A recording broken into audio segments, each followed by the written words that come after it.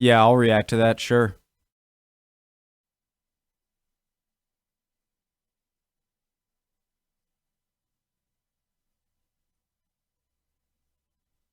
If I just started all my videos, just no talking. Hey guys, my name's Connor. I like to learn stuff. History dose, first contact, Viking versus Native American battles. If you aren't ready to learn, there's the door. You're in the wrong class. Home X is down the hall. Let's go.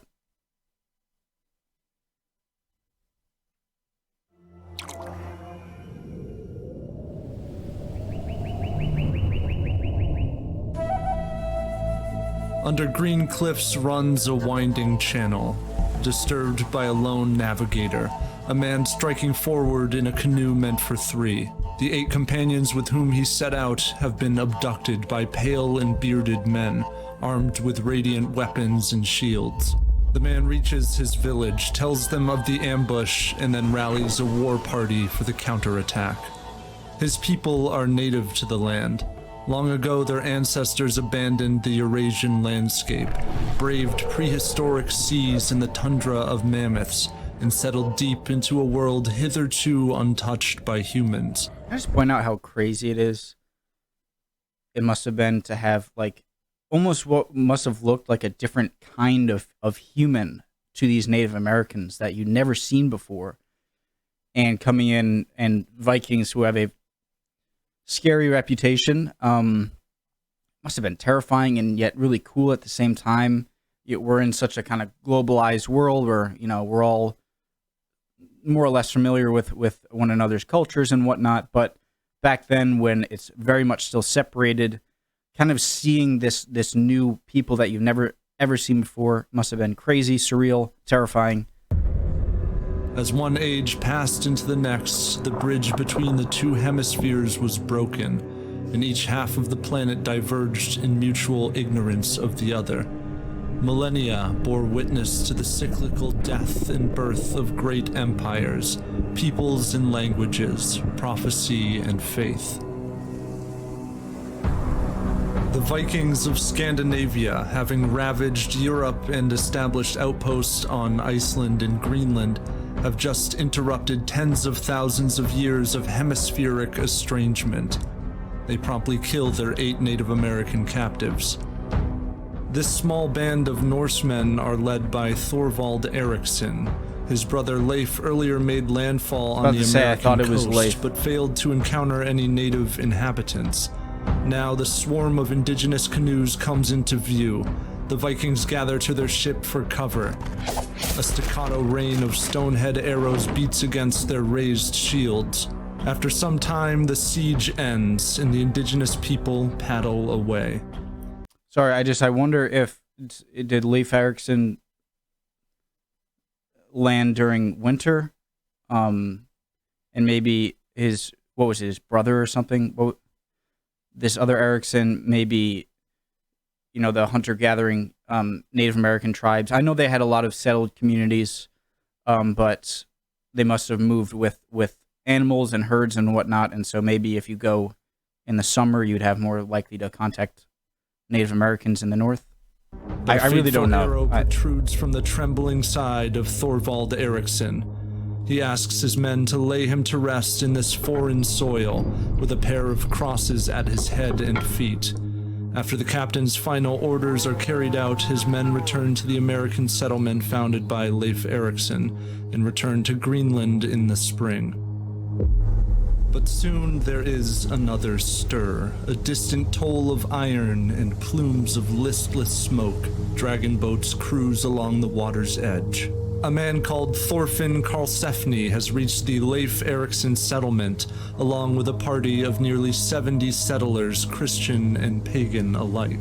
It seems divine favor has blessed these seagoing people with a beached whale from which to feed. They settle warmly in their sod houses for the long winter. One day, out of the spring woods, people appear. Although frightened at first by the Norse bull, they soon open their packs to present warm pelts from the local fauna and gesture toward the Norse weapons. Through guarded and fumbling attempts to communicate, Karlsefni makes clear that he will not trade his iron weapons. Instead, he offers the milk of their livestock. The Native Americans take delight in the strange beverage, trading all of their pelts for it. Then they disappear again. Karlsefni orders his men to build a palisade around the settlement. The people return in the fall in greater numbers with more pelts. In the tense reunion, one Native American attempts to take an iron weapon, and a Viking strikes him dead. The other Native Americans flee, but Karlsefni anticipates retaliation. He sends out his Norse warriors to lure them into the forest, and then they ambush them. Tomahawk and arrow meet axe and shield. The Vikings scatter the Native Americans and leave a number of them dead in the woods.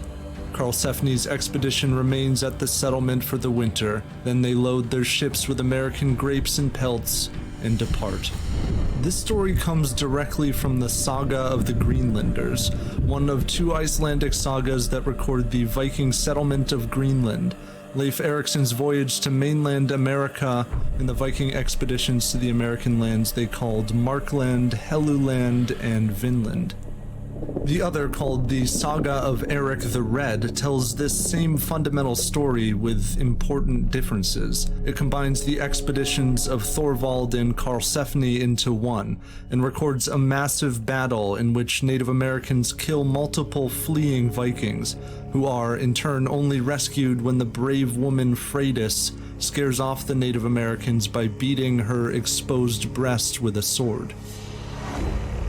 Both sagas are the products of oral histories, probably first written down in the early 1200s. Each is clouded by medieval folklore.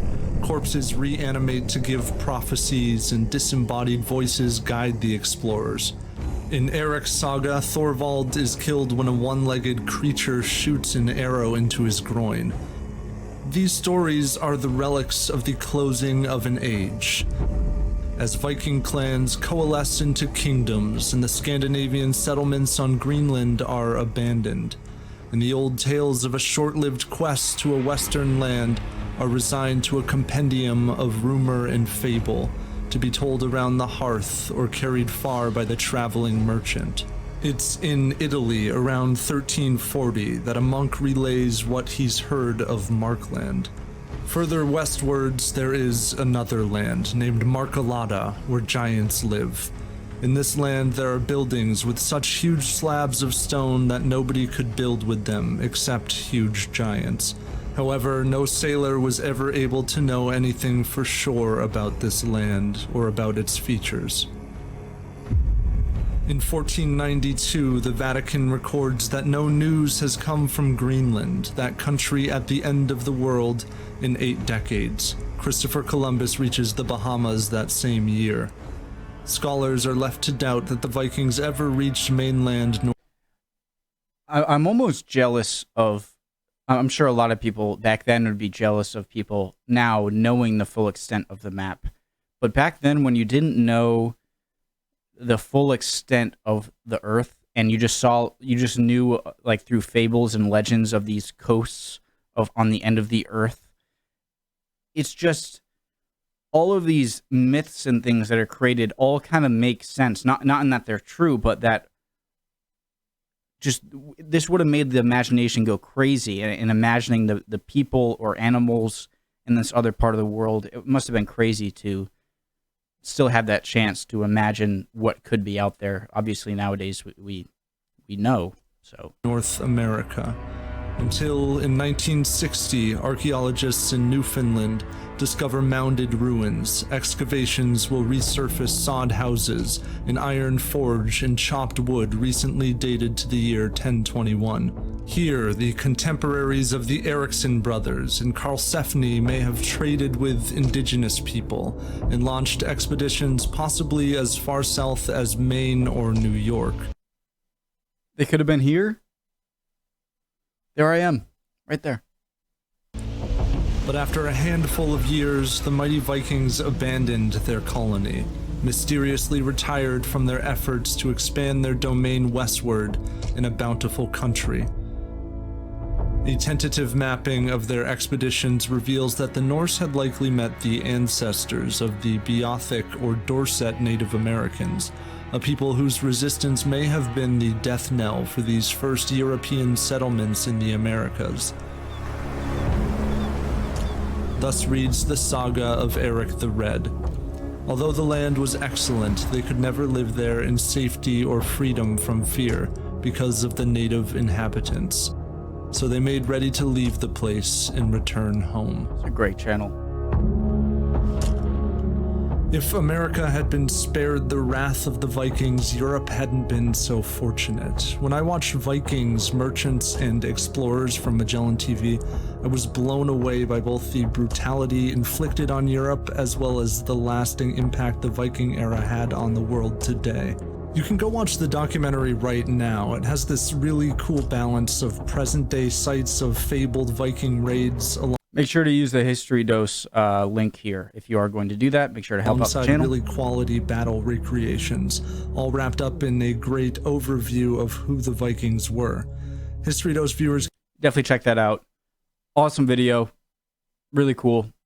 Great channel that I've reacted to at least one other video. Amazing channel. I'm happy I found a new some more content here. Yeah, great. If this seems like a pretty new video, if they had like a follow-up, I guess there isn't another landing until Columbus or whatnot. Awesome. Great. See you guys next time.